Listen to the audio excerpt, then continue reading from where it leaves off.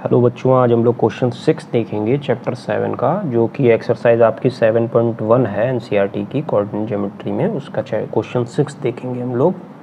इसके पहले के क्वेश्चंस मैंने आपको ऑलरेडी कराए हुए हैं, आप उनको देख सकते हैं। क्वेश्चन 6 देखिए, आपका इम्पोर्टेंट है, तो इसको समझेंगे। सबसे पहले इसका बेसिक कॉन्सेप्ट समझेंगे और उसके बाद इसका सॉल्यूशन देखेंगे। क्वेश्चन आया आपका, name the type of quadrilateral formed if any by the following points and give reason for your answer. Basically आपको इसमें क्या करना है, name the type of quadrilateral. आपको क्वाड्रिलेटरल का नाम बताना है कि वो किस टाइप का क्वाड्रिलेटरल आपका है। अब 9th क्लास में आपने ऑलरेडी क्वाड्रिलेटरल चैप्टर पढ़ा हुआ है, तो उसमें आपको मालूम है ये बात कि क्वाड्रिलेटरल क्या होते हैं। मैं आपको इसका बेसिक तब भी बता देता हूँ। क्वाड्रिलेटरल मीन्स होता है आपका, क्वाड्री मीन्स होता है आपका 4, लेटरल मीन्स होता है आपका साइड्स। जिस फिगर में 4 साइड्स होती हैं, उन सभी फिगर्स को हम लोग क्वाड्रिलेटरल कहते हैं। अब आप कहेंगे कि सर 4 साइड्स तो स्क्वायर में भी होती है, रेक्टेंगल में भी होती है, रोम्बस में भी होती है, पैरेललोग्राम में भी होती है, ट्रेपेजियम में भी होती है, काफ़ी फिगर्स हैं ऐसी जिसमें 4 साइड्स होती हैं, तो क्या सभी को क्वाड्रिलेटरल बोलते हैं? जी हाँ, इन सभी फिगर्स को हम लोग क्वाड्रिलेटरल्स बोलते हैं। और क्या इसमें होता है कि आपका जैसे स्क्वायर है, तो इसकी प्रॉपर्टी अलग होती है, रेक्टेंगल है इसकी प्रॉपर्टी अलग होती है। प्रॉपर्टी मीन्स क्या होता है, जैसे इसमें स्क्वायर होता है उसकी सभी साइड्स क्या होती हैं, इक्वल होती हैं। और रेक्टेंगल क्या होता है, जिसकी सभी साइड्स इक्वल नहीं होती हैं, बट अपोजिट साइड्स जो होती हैं, जो आमने सामने वाली साइड्स होती हैं, वो क्या होती हैं, इक्वल होती हैं। इट मीन्स डैट इन सभी में डिफरेंस होता है, उन्हीं को इनकी प्रॉपर्टीज़ बोलते हैं। तो उन्हीं प्रॉपर्टीज़ की हेल्प से हम लोग वहाँ पे ये फाइंड आउट कर लेते हैं कि ये स्क्वायर है, रेक्टेंगल है, रोम्बस है, XYZ, कौन सा क्वाड्रिलेटरल आपका है। ठीक है, क्योंकि सेम तो प्रॉपर्टी किसी की नहीं होगी, सेम प्रॉपर्टी होगी तो फिर उसमें कोई डिफरेंस ही नहीं होगा। तो प्रॉपर्टी सबकी होती हैं अलग अलग, तो उन प्रॉपर्टी की हेल्प से हम लोग ये चीज़ वहाँ पे बताते हैं कि ये कौन सा टाइप ऑफ क्वाड्रिलेटरल है। ये तो आपका हो गया बेसिक कॉन्सेप्ट क्वाड्रिलेटरल का, जो आपने 9th क्लास में ऑलरेडी इसको पढ़ा हुआ है। अब क्वेश्चन में आपका कह रखा है कि आपको यही बताना है कि ये कौन सा क्वाड्रिलेटरल है, जिस क्वाड्रिलेटरल के आपके जो वर्टिसेस दे रखे हैं वो आपके ये गिवन है 4 वर्टिसेस। वर्टिसेस क्या होते हैं, जहाँ पर भी 2 साइड्स मीट करती हैं। इट मीन्स फिगर का जो कॉर्नर होता है उसको वर्टिसेस बोलते हैं। क्लियर? ये हो गया बेसिक कॉन्सेप्ट आपका क्वेश्चन का पूछा क्या गया है। अब इस क्वेश्चन को अप्रोच कैसे हम लोग करेंगे, इस क्वेश्चन को हम लोग एक रोड मैप कैसे तैयार करेंगे, वो मैं आपको यहाँ पे बताता हूँ सॉल्यूशन करने से पहले। देखिए, अब आपको फॉर एग्जांपल मैंने अभी स्क्वायर बताया था, आपका स्क्वायर में क्या होता है, all 4 sides are equal. Rectangle क्या होता है, opposite sides are equal. Rhombus क्या होता है, रोम्बस और स्क्वायर में एक प्रॉपर्टी सेम होती है, वो प्रॉपर्टी ये होती है कि स्क्वायर की भी सभी साइड्स इक्वल होती हैं और रोम्बस की भी जो है सभी साइड्स इक्वल होती हैं। ये इस बेस पे तो दोनों मतलब नहीं हम लोग वहाँ पे पहचान पाएंगे कौन सा ये है, तो इसके लिए एक प्रॉपर्टी और हमें यहाँ पे लगानी पड़ती है, जो कि होती है, अगर मुझे डायगोनल्स पता हैं दोनों की और अगर वो डायगोनल्स इक्वल आते हैं लेंथ में तो वो स्क्वायर होगा, और अगर वो डायगोनल्स इक्वल नहीं आते हैं तो वो रोम्बस होगा। It means that diagonals of square are equal but diagonals of rhombus are not equal. Clear है? तो बेसिकली हम लोग क्या है, फिगर की सभी साइड्स निकालेंगे, उन साइड्स के हिसाब से अगर पता हमें चल रहा होगा तो ठीक है, नहीं तो हम उनकी डायगोनल्स निकालेंगे और डायगोनल्स निकालने के बाद हमें वहाँ पे 100% पता चल जाता है कि वो कौन सा फिगर है। अब जैसे रेक्टेंगल है आपका और ये आपका पैरेललोग्राम है, ठीक है। अब आपने यहाँ पे चारों साइड्स निकाली, आपको नहीं पता है कि वो कौन सा फिगर है, और वहाँ पे आपका केस बना कि अपोजिट साइड जो है वो इक्वल आ रही हैं, 2 साइड इक्वल आ रही हैं, तो आप वहाँ पे कंफ्यूज हो जाएंगे कि कौन सा है, रेक्टेंगल है या पैरेललोग्राम है। तो वहाँ पे आपको एक और प्रॉपर्टी वहाँ पे लगानी पड़ेगी, उनकी डायगोनल्स निकालनी पड़ेगी। अगर डायगोनल्स इक्वल आ रही हैं तो वो रेक्टेंगल है, और अगर डायगोनल्स इक्वल नहीं आ रही हैं तो वो वहाँ पे रेक्टेंगल नहीं होकर पैरेललोग्राम है। ठीक है, तो आपको बेसिकली साइड्स और डायगोनल्स तो निकालनी ही है इस क्वेश्चन में, साइड्स और डायगोनल्स की डिस्टेंस यानी कि उनकी लेंथ।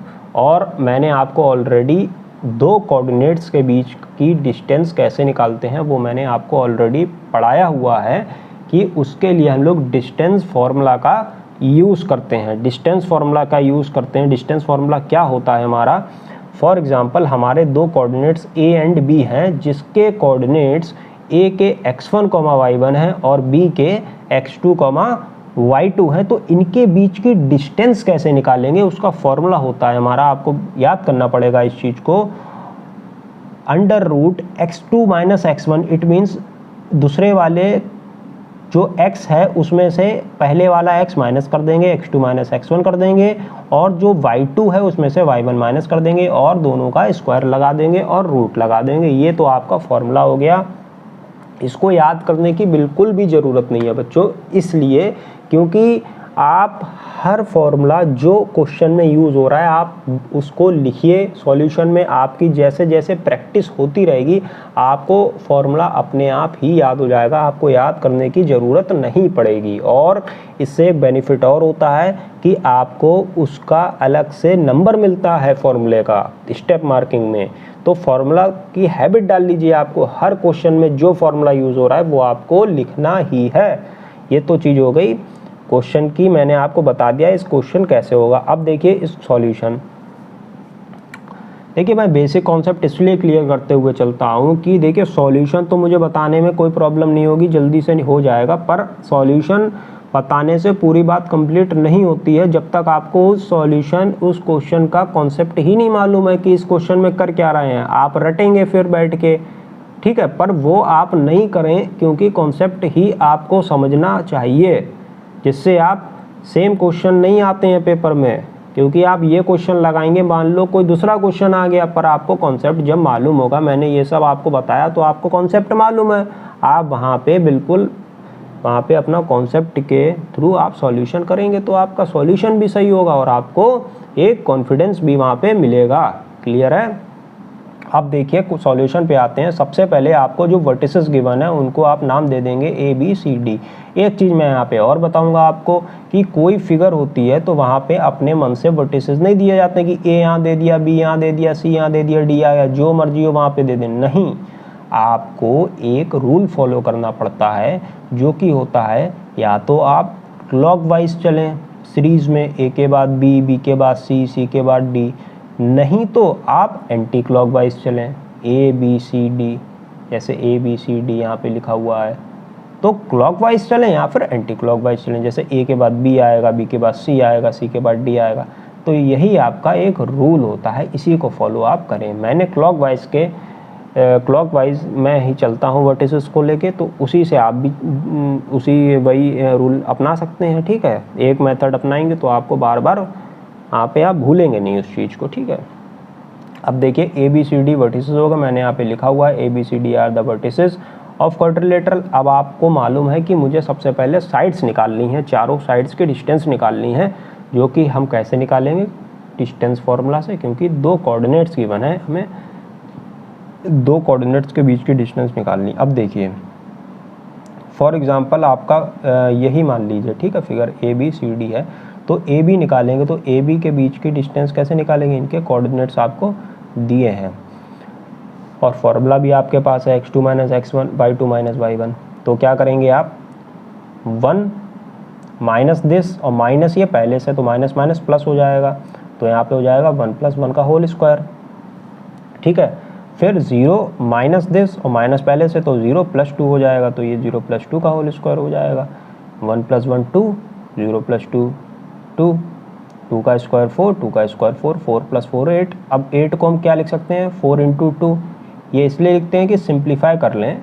ठीक है, तो 4 परफेक्ट स्क्वायर होता है 2 का, ये 2 की फॉर्म में बाहर आ जाएगा और √2 अंदर रहेगा, तो A B क्या आ जाएगा, 2√2। By using same method we will find other sides. Now BC, B और C, अब -1 कर देंगे। देखिए मैं अभी इधर भी देखिए, इधर भी देखिए, -1 clear. 2 - 0 2 - 0 whole square as it is लगा दिया। -1 - 1 -2 2 - 0 2 स्क्वायर ओपन कर दिया 4 + 4 जो आ गया √8 को सिंप्लीफाई करके 2√2 लिख दिया। ये आ गया BC। सेम तरीके से CD निकालेंगे।